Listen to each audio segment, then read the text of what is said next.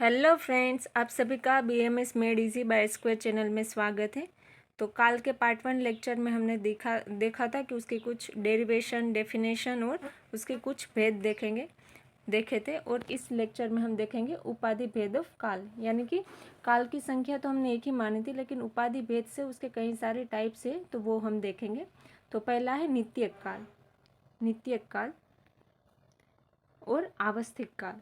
नित्यक यानी कि जो इसमें नित्यक में क्या नित्य वर्ड आता है और आवस्थिक में अवस्था वर्ड से आवस्थिक बना है, ऐसा हम मान लेते हैं। तो नित्यक यानी कि टेकिंग आहार विहार एज पर संवत्सर और ऋतु। मैंने संवत्सर यानी बताया था कि साल, वर्ष।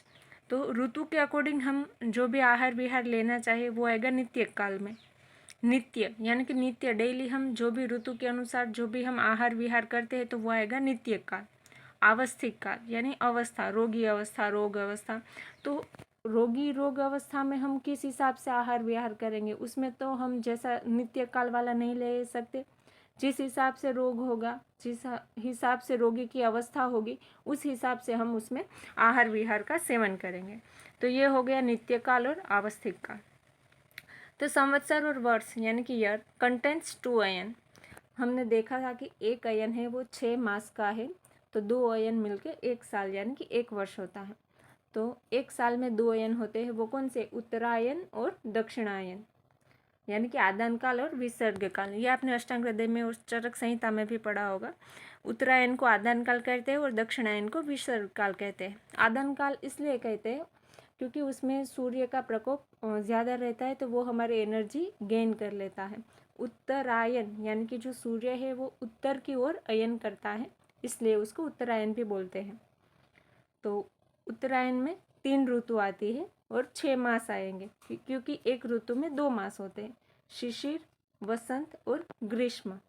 शिशिर ऋतु है वो जो हमारे मास रहते हैं, इंग्लिश मास नहीं, जनवरी फरवरी वो हमें याद नहीं करने, हमें जो कार्तिक, मार्गशीर्ष, पौष, माघ, उस हिसाब से हमें याद करने। तो शिशिर ऋतु में 2 मास होते हैं, माघ और फाल्गुन। एक मास हो गया माघ और दूसरा है फाल्गुन, तो हो गए 2 मास। वसंत में होते हैं चैत्र और वैशाख। ग्रीष्म ऋतु में होते हैं ज्येष्ठ और आषाढ़। और दक्षिणायन में सूर्य है वो दक्षिण दिशा की ओर अयन करता है, इसलिए इसको दक्षिणायन कहते हैं। और इसका दूसरा नाम है विसर्ग काल, यानी कि इसमें चंद्र का प्रकोप रहता है, तो वो हमें एनर्जी प्रोवाइड करता है, इसलिए इसको विसर्ग काल भी कहते हैं। इसमें भी 3 ऋतु आएंगी, वर्षा, शरद और हेमंत। वर्षा ऋतु में 2 मास है, श्रावण, भाद्रपद। शरद में है आश्विन और कार्तिक। हेमंत ऋतु में है मार्गशीर्ष और पौष। इसमें आपने चरक संहिता और अष्टांग हृदय में पढ़ा हुआ है, तो आपको वो भी पता होगा कि वर्षा ऋतु में जो एनर्जी लेवल होता है वो तीनों के कंपैरिजन में लो होता है, शरद में मॉडरेट होता है और हेमंत ऋतु में सबसे ज़्यादा बल होता है। इसमें भी हम देखें तो शिशिर ऋतु में सबसे ज़्यादा बल रहेगा, वसंत ऋतु में मॉडरेट रहेगा और ग्रीष्म ऋतु में कम बल होगा। तो ये भी हम काल की मदद से ही जान सकते हैं। नेक्स्ट हम देखेंगे कि आवस्थिक काल। ये तो हमने देख लिया नित्य कि कौन सी ऋतु या कौन से मास में हमें किस हिसाब से आहार विहार करना है। अब आवस्थिक काल यानी कि आतुर काल, जो भी 2 तरह के होते हैं, कालज और अकालज।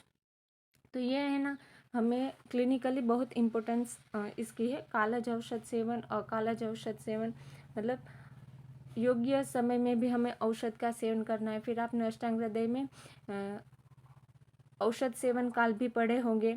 फिर अगर हम देखें कि कोई भी व्याधि होती है वो कालज व्याधि है या अकालज व्याधि।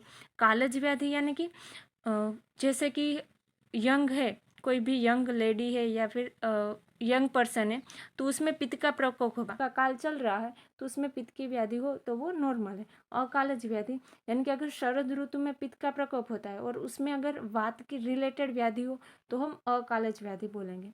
तो इस हिसाब से हमें अकालज और कालज समझना है।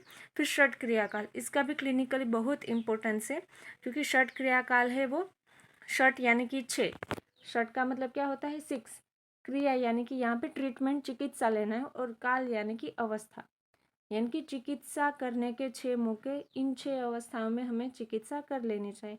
पहला है संचय, प्रकोप, प्रसर, स्थान संशय, व्यक्तावस्था और भेदावस्था। संचय अवस्था में दोष का संचय होता है, एग्रीवेशन होता है।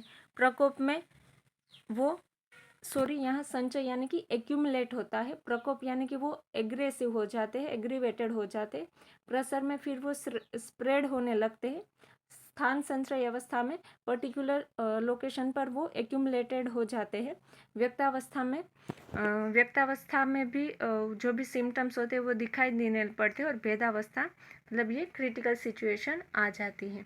स्थान संचय अवस्था को पूर्व रूप अवस्था भी कहते हैं, व्यक्तावस्था को रूप अवस्था भी कहते हैं।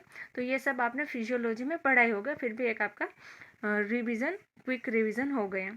तो ये सब इसकी इम्पोर्टेंस है, क्रियाकाल के, और भेद भी हम कह सकते हैं। अब नेक्स्ट लेक्चर में हम देखेंगे कि काल हमें क्यों पढ़ना चाहिए, उसकी इम्पोर्टेंस क्या है, क्योंकि ये सभी ज़्यादातर पीवी में, पदार्थ विज्ञान के पेपर में, ये जो भी हम टॉपिक पढ़ रहे हैं उनकी क्लिनिकल इम्पोर्टेंस ज़्यादा पूछाई जाती है, इसलिए आपको वो सभी तो कर ही लेनी है, इसलिए आपके मार्क्स ना छूटे। तो अगर आपको हमारी वीडियो अच्छी लगी हो तो वीडियो को लाइक करें, शेयर करें और हमारी चैनल को सब्सक्राइब करें। Thank you.